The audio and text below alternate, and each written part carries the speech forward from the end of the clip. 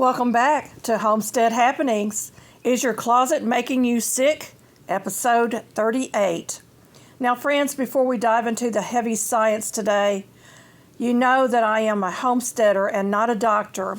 While we love digging into research, nothing we talk about replaces professional medical advice. See the description box below. Today, we're stripping things down to the very threads of our backs. If you look at your clothes tags right now, odds are you'll see words like polyester, nylon, acrylic, or spandex. In fact, synthetic fibers are now dominant over 70% of the global textile market. But these aren't just fabrics, they are plastics. They are petroleum-based synthetics created through heavy chemical engineering. When we wear them all day, wrap our kids in them, and sleep under them, they interact directly with our bodies in ways that standard natural fibers never do. Hi, I'm Susan with the Hillbilly Chicken Ranch. This is Homestead Happenings, episode 38. Recently, I needed new socks, and I wanted my standard cotton socks. To my shock, most socks were heavily made with polyester. I had a hard time finding some that were cotton, and they weren't even 100% cotton. This is something that we didn't think about before, and we're going to dig into this very deeply. When it comes to your feet, the battle between synthetic polyester and natural cotton socks is a daily showdown over moisture, hygiene, and skin health. Each foot contains roughly 125,000 sweat glands, capable of producing about a half a pint of fluid each day. How your socks handle that environment changes everything. Remember, polyester is a petroleum-based synthetic plastic, while cotton is a plant, cellulose, and all-natural. Bacteria. Polyester is a high risk. It traps heat and promotes aggressive, foul-smelly bacterial biofilms. Cotton, on the other hand, has breathable fibers that allow air circulation and slows down odor. Synthetic polyester can cause static, irritation, or friction blisters if tightly woven. Socks made of cotton are hypoallergenic, soft, and highly non-irritating for sensitive skin. Because polyester can't absorb water, polyester pushes sweat away from your skin surface and to the outer layers of the sock to evaporate. Depending on the type of shoes, it can keep your feet dry or blister-free or create a swampy environment. Cotton pulls sweat directly into the inner core. This feels incredibly soft and comfortable for standard daily wear. The downfall happens during the heavy labor or intense exercise. Once a cotton sock becomes saturated, it stays wet, heavy, and cold, which increases friction and leads to painful blisters. Microbial research shows that odor-causing bacteria form stubborn biofilms much faster on smooth synthetic polyester surfaces than natural plant-based fibers. When you sweat, the polyester sock's bacteria attaches to the plastic fibers, multiply, and release volatile organic compounds. Because polyester is oil-loving, it grabs onto the body oils and bacteria, smells so tightly that the odor often survives regular laundry cycles. Those odor-causing bacteria wake up the next time your feet warm up. Cotton and natural allulose structure absorbs and breaks up these compounds, keeping the odors at a minimum. Think the 1970s explosion of polyester dresses and suits. While pretty patterns were a fashion statement, polyester held on to the body odors even after many washes. I think that is one of the reasons that polyester fashion soon died out. Every single wash cycle forces synthetic sock fiber to shed thousands of plastic particles into your water systems. Pure cotton socks are completely biodegradable. When they finally wear out and hit the compost pile or trash, they break down back into the earth as natural plant matter. The connection between our modern clothing choices and lymphatic system comes down to how this vital fluid network operates. The lymphatic system, unlike the heart, has no pump. It relies on breathing, muscle movement, and the gentle contraction of surrounding tissues that moves the fluid and filters toxins out of the body. When we wear restrictive, non-breathable synthetic materials, we create a physical bottleneck that impairs the delicate, low-pressure drainage system. About 70% of your lymphatic vessels are superficial, sitting just beneath the skin. It takes very little localized pressure to compress these tiny vessels and slow down or stop the flow of lymph fluid.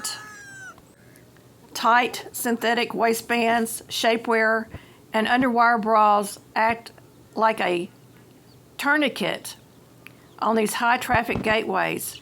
When fluid movement is mechanically blocked, it can lead to edema or swelling, cellular congestion, and feeling of heavy, sluggish limbs. The skin, which is the body's largest organ, and the lymphatic system work together closely to eliminate cellular waste. Synthetic fabrics disrupt this cooperation by trapping moisture and heat. If the skin's surface is constantly stewing in trapped bacterial, fungal overgrowths, and leaked fabric chemicals, the superficial lymphatic vessels must work overtime to process toxins from the dermal layer to keep them out of the bloodstream, adding unnecessary stress to an already sluggish system.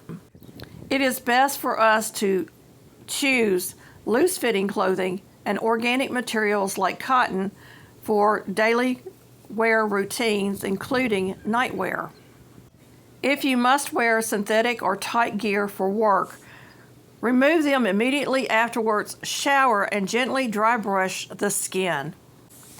Choose garments that mimic ease and openness of nature. Ensure your body's internal filtration system can do its job without fighting against the very clothes on your back.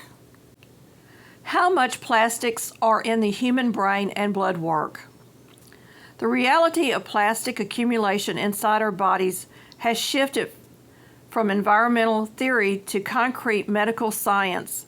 Over the last few years, toxologists and pathologists have successfully developed methods to measure and look at the microplastics and nanoplastics directly within human tissue and blood work.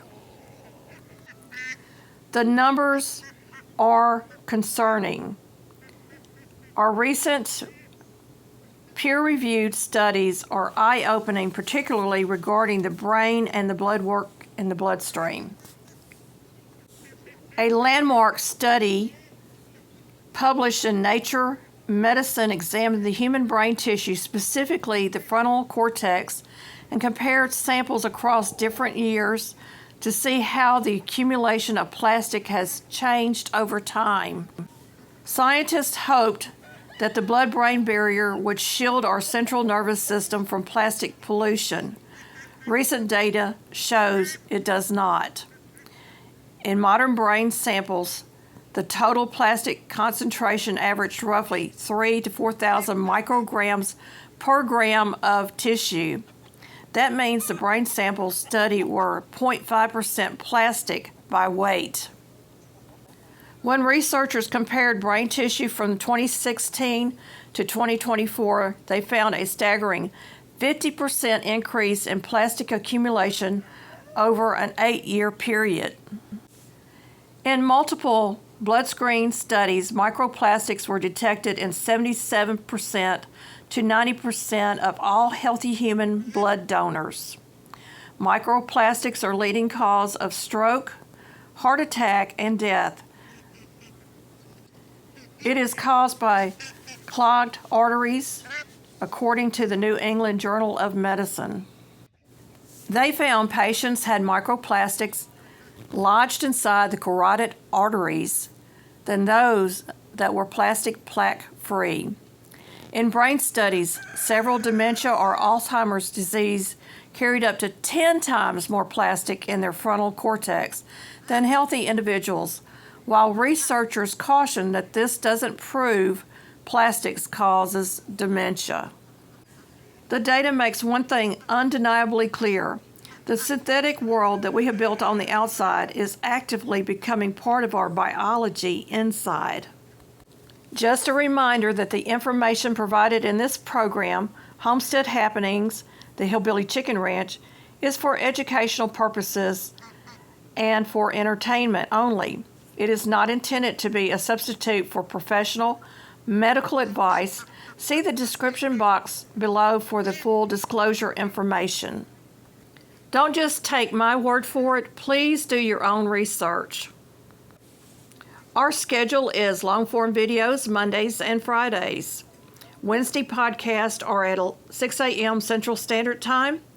Third Monday live is at 11 a.m. We do interactive videos, so check those description boxes below the video. Also check out the community tab posts and shorts for more informative homestead activities that may not make it into our regular content. Thank you for being faithful followers of my channel.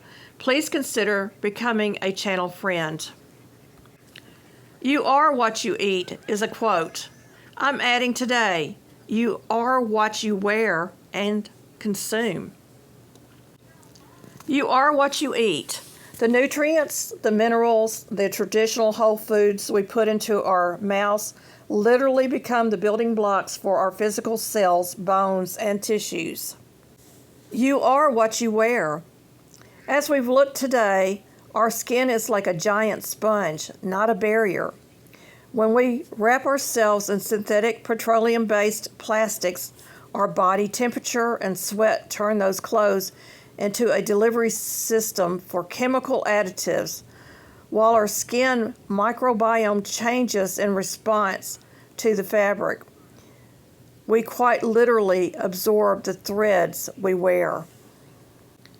You are what you consume. Consumption isn't just about what we swallow.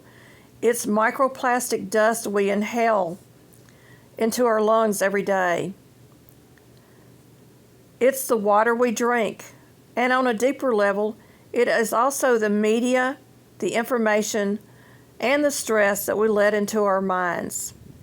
Every bit of this changes our internal chemistry.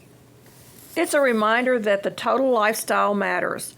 Whether you are living a natural, self-reliant life on the homestead, it isn't just about what's growing in the garden or sitting inside your canner. It's about being intentional about everything we allow to cross the threshold of our homes and our bodies. 1 Corinthians 6, verses 19 and 20, King James Version. What? You know not that your body is the temple of the Holy Ghost, which is in you, which you have of God, and you are not your own, for you are bought with a price. Therefore glorify God in your body and in your spirit. In closing, I want to step out from behind the research papers for just a moment and speak to you plainly, heart to heart. As a homesteader living with autoimmune diseases, this topic isn't just an interesting science project for me. It's my daily reality. When your body is really fighting an internal battle, you become acutely aware of every single burden you place upon it. Digging into this deep, troubling research of how these synthetic petroleum-based plastics are making their way into our blood, our lungs, and even our brain is heavy. It can feel overwhelming to realize how deeply artificial our modern world has become. But I don't just share these hard truths to leave you feeling sick and afraid. I share them to give you hope, because with knowledge we know the damage done and we may find our answers. The beautiful thing about the homestead journey is that we don't have to accept the modern status quo. Every time we choose to sit back and go back towards the old past, whether that's planting heirloom seeds in the garden, canning our own food, or slowly swapping out synthetic plastics for true, breathable, natural fibers, we are taking our power back. We are removing those artificial burdens and giving our bodies the space it needs to breathe, heal, and thrive. Taking care of the temple isn't just about our diet. It's a sacred stewardship. You truly are what you eat, what you wear, and what you consume. Take one small step at a time, friends. Change out the base layers. Check those tags, read labels, and choose natural over laboratory whenever you can. There's so much hope in the return to a simpler life. While you have toured our chicken houses and our gardens, today I'm going to let this finish out and let you see all the good things that we have growing. Until the next time on the Homestead Happenings, take care of yourself, keep close to the basics, and come back on Friday for more content. Be blessed and a blessing.